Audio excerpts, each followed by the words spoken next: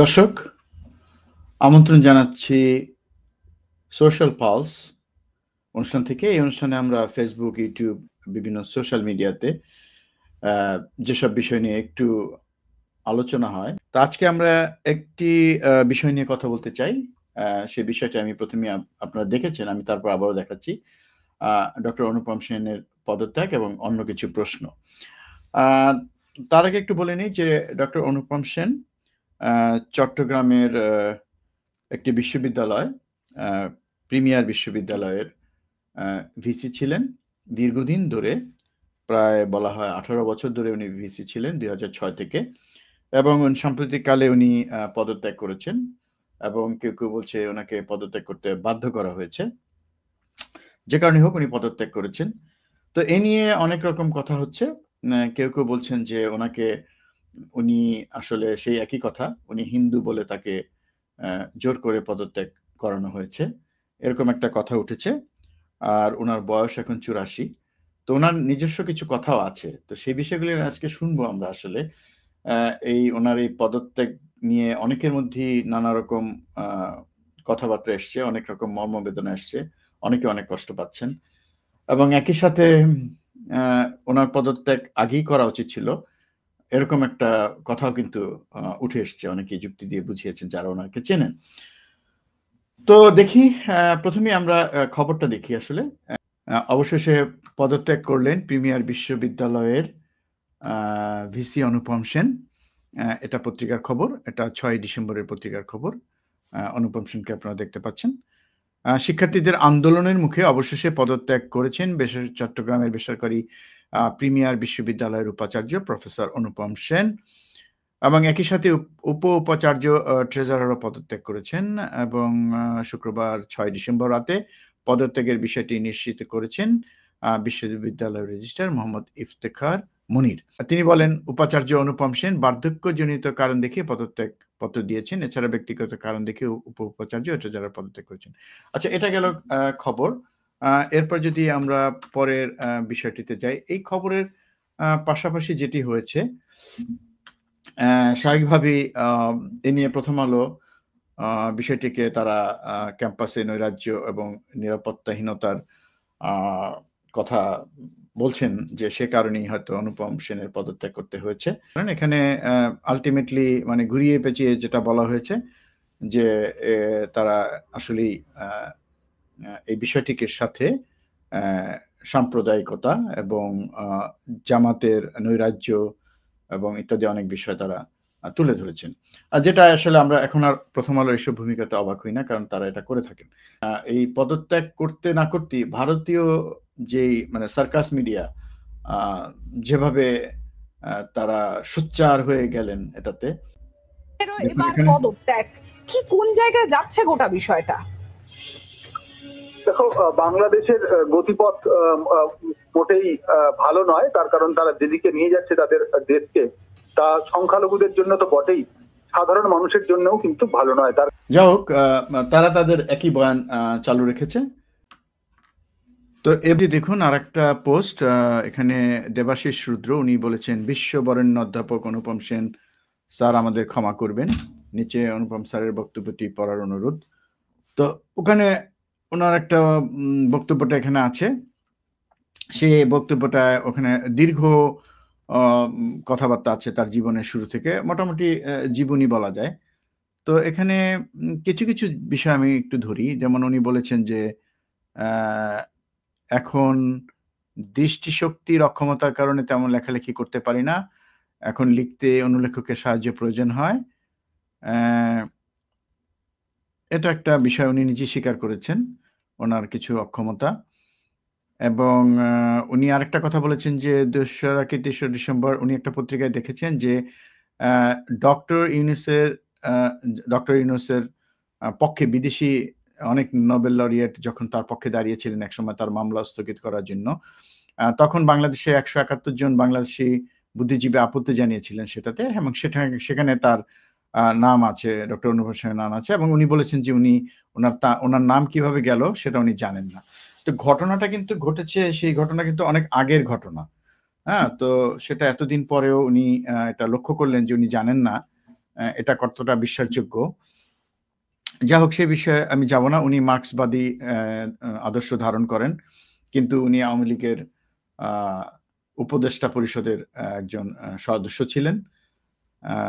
এটা আমি বুঝি না যে মার্ক্সবাদের সাথে আওয়ামী লীগের উপদেষ্টা পরিষদের সদস্যের সাথে এটা মানে কতটা আপোষকামী চরিত্র, এটা আমার বুঝতে অসুবিধা হয় যে একজন মার্ক্সবাদী বলে উনি এখনো যে দাবি করছেন, সেরকম একজন মার্ক্সবাদী একজন ফ্যাসিস্টের একটা ফ্যাসিস্ট দলের উপদেষ্টা হিসাবে কিভাবে থাকেন, এখানে মার্ক্সবাদ কিভাবে ফ্যাসিস্টের সাথে আপোষ করে, সেটাও কিন্তু একটা উদাহরণ হয়ে রইল এখানে, আমরা বুঝলাম সেটা। তারপরে ওনার চোখে দেখতে পান না, চোখে রক্তক্ষরণ হয়েছিল, ফ্রোজেন শোল্ডার আছে, বয়স তো 84, তো এটা তো হতেই পারে। তো সেগুলো উনি বলেছেন, কিন্তু উনি এই পুরো বিষয়টাতে উনি তার এই পদত্যাগের পর যে কথাটা উনি বলেছেন, সেখানে আসলে পুরোটা যদি পড়েন, সেখানে মূল বিষয় হচ্ছে যে উনি পদত্যাগ করতে বাধ্য হয়েছেন। উনি আসলে পদত্যাগ করতে চাননি। ওনার অনেক রকম শারীরিক অসমর্থতা ছিল, তারপর উনি পদত্যাগ করতে চাননি। সেটাই উনি আসলে বোঝাতে চেয়েছেন। তো যাই হোক, মানে উনি এই পদত্যাগটা চাননি, সেটা হলো মূল কথা। এত কিছুর পরেও মানে ওনার নিজেই বলছেন ওনার নানা রকম শারীরিক অসমর্থতা আছে, এবং একই সাথে ওনার জীবনের বিরাট অর্জন সেটা তুলে ধরেছেন, এবং একথা কেউ অস্বীকার করেন না যে উনি খুবই একজন জ্ঞানীগুণী মানুষ, প্রাজ্ঞজন, এটা সবাই মানে স্বীকার করেন। উনি 21 পদকপ্রাপ্ত একজন ব্যক্তিত্ব, এটা কেউ অস্বীকার করেন না। কিন্তু একই সাথে উনি ফ্যাসিস্ট সরকারের উপদেষ্টা ছিলেন, সরকার না তো, ফ্যাসিস্ট আওয়ামী লীগের উপদেষ্টা ছিলেন। এটা তো অস্বীকার করার উপায় নেই। একটা দলীয় পদে থেকে উপাচার্য ছিলেন, এটা তো আসলে মানুষের নজরে আসবেই। এখানে অনুপম সেন, আমি দেখলাম ফেসবুকে যে অনেক স্ট্যাটাস আসছে, এবং সেখানে বলা হচ্ছে যে অনুপম সেনের পদত্যাগ নিয়ে অনেক মর্মবেদনায় ভুগছেন অনেকে প্রায় মূর্ছা যাওয়ার মতো অবস্থা। তো তারপর মনে হলো যে না, এরকম একটা বড় ব্যক্তিত্ব, তার পদত্যাগের পিছনে সবাই এত মানে ভেঙে পড়েছেন, এবং সবাই বলছেন এটা সাম্প্রদায়িক কারণেই তাকে সরিয়ে দেওয়া হয়েছে, ইত্যাদি ইত্যাদি। এবং একই সাথে ইন্ডিয়ার যে সার্কাস মিডিয়া, তারা লম্ফজম্প করে একই কথাগুলো বারবার বলছেন, গেল সব গেল, দেশে পড়াশোনা নষ্ট হয়ে গেল। তো সেক্ষেত্রে আসলে প্রশ্নটা কিন্তু থেকে যায় আসলে, যে আমি সেজন্য একটু খোঁজ নিলাম, অনেকগুলো স্ট্যাটাস দেখলাম, এবং যারা বলেছেন যে ওনার পদত্যাগ করা ঠিক হয়নি, তাদের সুর একটাই, উনি অনেক মহাজ্ঞানী, উনি সারা বিশ্বে ওনাকে চেনে, সবই ঠিক আছে, এবং উনি অনেকগুলো পদক পেয়েছেন, কিন্তু তারা কেউ কখনো বলছেন না যে উনি আওয়ামী লীগের উপদেষ্টা ছিলেন, সেটা কেউ তারা বলছেন না। এবং উনি ওনার কাছ থেকে কে কবে কিভাবে উপকৃত হয়েছেন সেগুলোর নানান ফিরিস্তিতে ফেসবুক ভরে গিয়েছে। খুব ভালো কথা, একজন ভালো মানুষ, সজ্জন মানুষ তো হতেই পারেন, কিন্তু তাই বলে 2006 থেকে আজ পর্যন্ত তাকে একই পদে বহাল থাকতে হবে, এবং তাকে উপাচার্য থাকতে হবে, এটা কেন? মানে দেশে কি আর যোগ্য লোক নেই? 84 বছর বয়সেও যার চোখে রক্তক্ষরণ হয়েছে, দেখতে পান না, ফ্রোজেন শোল্ডার, লিখতে অন্যের সুবিধা নিতে হয়। তো সেরকম মানুষ তো নিজে থেকেই সরে যাওয়া উচিত, বা ওনাকে কিন্তু এর আগে বলা হয়েছিল সরে যেতে, উনি কিন্তু সরে যাননি। মানে ওনাকে জোর করে না সরালে উনি সরবেন না, এরকম একটা বিষয় হয়তো ছিল। হয়তো আমৃত্যু উপাচার্য থাকতে চেয়েছিলেন। তো আমি গুগলে সার্চ করে দেখলাম যে উনি প্রায় 18 বছর উপাচার্য ছিলেন। তো এটাই কি কোনো উপাচার্যের ইতিহাসে সবচেয়ে দীর্ঘ সময় কিনা যে উপাচার্য থাকার? তো দেখলাম না, এর আগে আরো একজন বোধহয় আছেন ইউকেতে, একটা ইউনিভার্সিটিতে, উনি 20 বছর ছিলেন উপাচার্য। তো সেক্ষেত্রে আসলে উনি বিশ্ব রেকর্ড ভঙ্গ করতে পারেননি। উনি হয়তো আরো 2-3 বছর থাকলেই হয়তো সেই মানে বিশ্ব রেকর্ডটা তৈরি করতে পারতেন। যাই হোক, সেটা অন্য বিষয়। তো অনেক শিক্ষিত লোক, যাই হোক, কিন্তু যত শিক্ষিতই হোক না কেন, আপনি যখন এই ফ্যাসিস্ট সরকারের সাথে অনেক বড় শিক্ষিত লোক ছিল, বাংলাদেশ ব্যাংকের গভর্নর আতিয়া রহমানও ছিল, তো তাতে কি যায় আসে? আপনি যখন ফ্যাসিস্টের সমর্থক থাকেন, ফ্যাসিস্টকে সহযোগিতা করেন, তখন তো আপনিও সেই ফ্যাসিস্টের সবকিছুর অংশীদার হয়ে যান, এবং সেটা তো হয়েছে। আপনি দীর্ঘ এত বছর উপাচার্য ছিলেন কেন? আপনি কি নরমালি স্বাভাবিকভাবে আপনি মনে করেন যে এভাবে কারো উপাচার্য থাকা উচিত? বা আপনি যদি রাষ্ট্রপ্রধান হতেন, আপনি কি অন্য কাউকে এভাবে রাখতেন? বা এটা কি রাখা উচিত কিনা, বা এত বছর উপাচার্য থাকা উচিত কিনা, এই প্রশ্নটা কিন্তু ওনাকে কেউ করছেন না। উনি কি এটাকে কিভাবে এটাকে জাস্টিফাই করবেন যে হ্যাঁ এইভাবে থাকা উচিত? যাই হোক, সেটা অন্য বিষয়। আমি আবার আমার স্ট্যাটাসটাতে আসি। তো সাধারণভাবে বলা হয় যে উপাচার্য থাকার নিয়ম বোধহয়, আমার ভুল হতে পারে, ৮ বছর। ৮ বছরের বেশি বোধহয় থাকার নিয়ম নেই। তো সেখানে তিনি ১৮ বছর ছিলেন। তো এখানে আমি একজনের একটা স্ট্যাটাস পেলাম, হেলাল মহিউদ্দিন। আমার মনে হয় যে ওনার মানে পোস্টটা আমি একটু যদি দেখি, উনি বলেছেন দীর্ঘ অ মানে ওনার এই পোস্ট। সেখানে উনি লিখেছেন, চট্টগ্রাম বিশ্ববিদ্যালয়ের সমাজতত্ত্ব বিভাগের শিক্ষকতাকালে, আমি আরেকটু বড় করি, যদি স্ক্রিনটা একটু বড় করি তাহলে হয়তো আপনাদের দেখতে সুবিধা হবে। কারণ যারা এই ঘটনাগুলোর উত্তর খুঁজে পান না, আমার মনে হয় যে তাদের জন্য এই বিষয়টা জানা জরুরি। হেলাল মহিউদ্দিন। ওনার এটা যদি আমি দেখি, ওনার পোস্টটা, এই যে চট্টগ্রাম বিশ্ববিদ্যালয়ের সমাজতত্ত্ব বিভাগে শিক্ষকতাকালে ১ যুগেরও বেশি সময় অগ্রজ প্রতিম সহকর্মী হিসেবে পেয়েছিলাম অধ্যাপক অনুপম সেনকে। ওনার সঙ্গে আমার সম্পর্ক আস্তক, নিখাত, শ্রদ্ধার, মমতার, ভালোবাসার, সম্মানের, আবদারের। এই কথাটা কিন্তু সবাই বলেছেন। উনি একদম অসাধারণ একজন মানুষ, এবং ওনাকে ভালোবাসেন না এমন লোক আমি কিন্তু যতগুলো স্ট্যাটাসে দেখেছি সবাই কিন্তু বলেছেন। এবং ডিপার্টমেন্টে যখন থাকতেন তার একটা ব্যক্তিগত অভিজ্ঞতার কথা এখানে বলেছেন। হঠাৎ ফেসবুকে ওনাকে নিয়ে অস্পষ্ট কিছু পোস্টে হা-হুতাশ, অধঃপতিত বাংলাদেশের প্রতি ধিক্কার, অভিশাপ, দেওয়াদেয়ি, হিন্দু বলি, অসম্মান, অবিচার করা হয়েছে দেখে ব্লাড প্রেশার বেড়ে গেল। কি হয়েছে অনুসন্ধান করতে গিয়ে বুঝলাম উনি চট্টগ্রাম প্রিমিয়ার বিশ্ববিদ্যালয়ের উপাচার্যের পদ হতে পদত্যাগ করেছেন। পত্রিকার খবরের শিরোনাম, উপাচার্য থেকে সরে দাঁড়ালেন অনুপম সেন, লিখেন বার্ধক্যজনিত কারণ। খবরটি পাঠের পর উৎকণ্ঠা আর ব্লাড প্রেশার কিছুটা কমলো। ২-১ বছর আগে মনে পড়ে আরেক প্রাক্তন সহকর্মী চরম বিস্ময়ে জিজ্ঞেস করেছিলেন, এই অশীতিপর বার্ধক্যেও স্যার কিভাবে একটি বিশ্ববিদ্যালয়ের উপাচার্যের দায়িত্ব চালিয়ে যাচ্ছেন ১৭-১৮ বছর যাবৎ। তার আগে শেখ হাসিনার আমলেই শুনেছিলাম তার পদত্যাগের দাবি উঠেছে। পদত্যাগের দাবির কারণ বাংলাদেশের যেকোনো বিশ্ববিদ্যালয়ের উপাচার্য হিসেবে থাকতে পারার সর্বোচ্চ মেয়াদ ৮ বছর। তো এটা একটা মানে পদত্যাগের দাবিটা কিন্তু মানে অনেক আগেই উঠেছিল। যা হোক, তাই হয়তো হাসিনা সরকার টিকে থাকলে তিনি আমৃত্যুই উপাচার্য থাকবেন, এরকম একটা ধারণা কেউ করতেন। তো যা হোক, এটা যখন গেল, আবারও প্রেশার বেড়ে যাচ্ছে। এটা জেনে যে আনন্দবাজার পত্রিকা, আনন্দবাজার তো নামবেই, বর্তমানে আসলে হাজার হাজার ডলার খরচ করা হচ্ছে এর পিছনে, আমরা যেটা শুনেছি। তো আনন্দবাজার পত্রিকা এই ঘটনারও হিন্দুত্ববাদী রং চড়িয়ে দিয়েছে। হিন্দু বলেই অপমানিত, অপদস্থ হয়ে পদত্যাগ করেছেন, পদত্যাগে বাধ্য করা হয়েছে, এরকম একটা ভাষ্য কিন্তু প্রচার করা হচ্ছে। আচ্ছা, তারপরে যে আমি নিচে যাই, নিচের কয়েকটি প্রশ্নের উত্তর দিয়ে আমার বিস্ময়ের ঘোর কারা কাটাতে পারবেন, কাটান প্লিজ। মানে এই প্রশ্নগুলো কিন্তু গুরুত্বপূর্ণ। যারা এই বিষয়টি নিয়ে সংশয় আছে তাদের উদ্দেশ্যে বলছি, আপনারা হেলাল মহিউদ্দিনের এই পোস্টটা দেখতে পারেন। আমি তারপর কিছু অংশ তুলে ধরছি এখানে।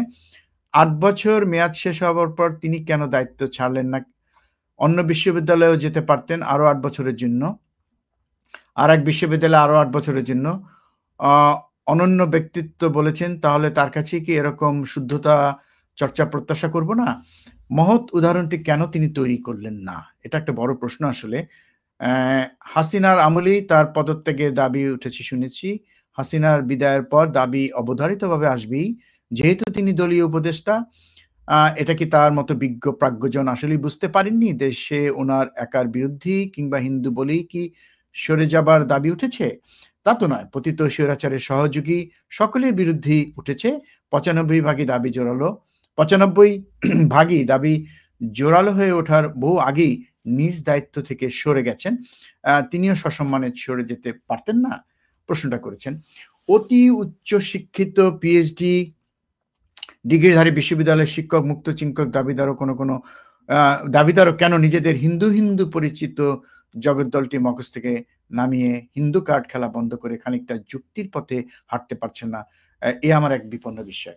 আসলেই অনেক হিন্দু আছেন, অনেক শিক্ষিত, তারা শ্রদ্ধাভাজন, কিন্তু তারা তারপরও যেন নিজেকে সবকিছুর ঊর্ধ্বে উনি হিন্দু এবং সময় মতো হিন্দু হবার কারণে যে সুবিধাটা সেটা তারা নিতে চান। এই কথাটি হয়তো উনি বলতে চেয়েছেন। এবং এই যে ওনার এই প্রশ্নগুলি এবং স্যারের প্রতি সম্মান ও শ্রদ্ধা ভালোবাসা রয়েছে বলেই অনুভবটি জানাই। তিনি অনন্য ব্যক্তিত্ব উদাহরণ তৈরি করতে পারলে গর্বে আমার ছাতি ফুলে উঠত। অন্ধ ভক্তিবাদীরা তার কৃতি ছাড়িয়ে তাকে নেহাত হিন্দু স্তরে নামিয়ে ফেলায় তাকেও হিন্দুত্ববাদী রাজনীতির ঘুঁটি বানানোয় বিপর্যস্ত বোধ করছি। এবারে যে স্ট্যাটাসটা দেখাচ্ছে দেখুন, ডক্টর রেজাউল করিম উনি বলেছেন যে ডক্টর অনুপম সেন চট্টগ্রাম বিশ্ববিদ্যালয়ের অবসরপ্রাপ্ত অধ্যাপক। তিনি 21 পদক সহ অনেক সম্মানে ভূষিত একজন শ্রদ্ধেয় ব্যক্তি। তিনি আওয়ামী লীগের উপদেষ্টা পরিষদের সদস্য ছাড়া বিভিন্ন সামাজিক প্রতিষ্ঠানের সাথে জড়িত। প্রিমিয়ার বিশ্ববিদ্যালয়ের প্রতিষ্ঠা লগ্ন 2006 সাল থেকে তিনি বিশ্ববিদ্যালয়টির ভিসি হিসাবে দায়িত্ব পালন করছিলেন। ওনার বর্তমান বয়স 84। স্বাভাবিক নিয়মে বার্ধক্যজনিত বিভিন্ন শারীরিক প্রতিবন্ধকতা ওনার ছিল। নিয়ম অনুযায়ী অনেক আগে ওনার অবসর যাওয়ার কথা। এবং যেটা বলেছেন অলরেডি আমরা সেটা বলেছি। আমি যদি পরের স্ট্যাটাসটিতে যাই, ফরিদউদ্দিন আহমেদ বলেছেন যে অনুপম সেন স্যারের খারাপ দিকগুলো পাবলিকলি বলা ঠিক মনে করছি না। গত 2-3 মাসে যা দেখেছি এবং জেনেছি ওনার প্রতি আর শ্রদ্ধাবোধ ধরে রাখা যাচ্ছে না। ওনার পেছনের ভালো কাজগুলো মেলান হয়ে গেছে। ওনার পদত্যাগ কোনো মব জাস্টিস নয়, এটা জাস্টিসের শুরু। খুব গুরুত্বপূর্ণ কথা বলেছেন যে অনেকেই ভাবেন কি এই বিষয়গুলো আসলে মব জাস্টিস হচ্ছে, এটাকে মব জাস্টিস বলে চালিয়ে দেওয়ার একটা প্রবণতা কিন্তু লক্ষ্য করা যাচ্ছে। তার মানে কি কেউ যদি অপরাধ করে, সে যদি হিন্দু হয়, তাহলে তার বিরুদ্ধে কোনো ব্যবস্থা নেওয়া যাবে না? ফ্যাসিস্ট শেখ হাসিনার আমলেই ওনার পদত্যাগ করার কথা সে তখন থেকে দাবি উঠেছিল। রুকনউদ্দিন ফারুকী সদ্য পদত্যাগকারী প্রিমিয়ার বিশ্ববিদ্যালয়ের উপাচার্য ডক্টর অনুপম সেন বলেন, বাংলাদেশে কতিপয় ব্যক্তি গত কয়েক বছর ধরে বিপুল সম্পদের মালিক হচ্ছিল, তা আমাকে প্রচন্ড ব্যথিত করেছিল এবং আঘাত করেছিল। কিন্তু উনি তারপরও কিন্তু আওয়ামী লীগের উপদেষ্টা পরিষদের সদস্য ছিলেন এবং ভিসি ছিলেন। এজন্য আমি আওয়ামী লীগের গত দ্বিবার্ষিক সম্মেলনে যাইনি, কিন্তু উপদেষ্টা পদে ছিলাম, কিন্তু সেটা কিন্তু উনি বলছেন না। খুবই চমৎকার কথা রুকনউদ্দিন বলছেন। প্রিমিয়ার বিশ্ববিদ্যালয়ের ট্রাস্টি বোর্ডের সদস্যের মধ্যে ছিলেন এস আলম গ্রুপের চেয়ারম্যান সাইফুল আলম মাসুদ ও তার আরেক ভাই। ট্রাস্টি বোর্ডের নিয়মিত মিটিংয়ে ওনার অনুভূতি কেমন হতো এটা জানতে চেয়েছেন। আমি এখানে তার সেরকম কোনো উত্তর আমি পাইনি।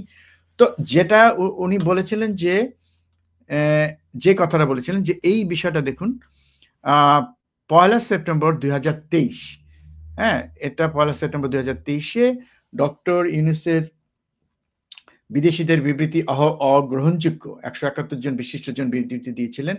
সেখানে নোবেলজয়ী ডক্টর মোহাম্মদ ইউনূসের বর্তমান বিচারিক কার্যক্রম স্থগিতের আহ্বান জানিয়েছিলেন প্রধানমন্ত্রী শেখ হাসিনা বরাবর 100 নোবেল বিজয়ী সহ 160 জন বিদেশি বিশিষ্টজন, এবং তার প্রতিবাদ জানিয়েছিলেন দেশের 171 জন বিশিষ্ট ব্যক্তি। তার মধ্যে কিন্তু দেখা যাচ্ছে সেখানে ডক্টর মোহাম্মদ ইউনূসের বিরুদ্ধে সেই বিবৃতিতে ডক্টর মোহাম্মদ ইউনূসের বিচার প্রক্রিয়া স্থগিত করার দাবিতে বিবৃতি দেওয়া 171 জন বিদেশি বিশিষ্ট নাগরিক, বুদ্ধিজীবী ও পেশাজীবী রয়েছেন নগর পরিকল্পনা অধ্যাপক নজরুল ইসলাম, সমাজবিজ্ঞানী অধ্যাপক অনুপম সেন।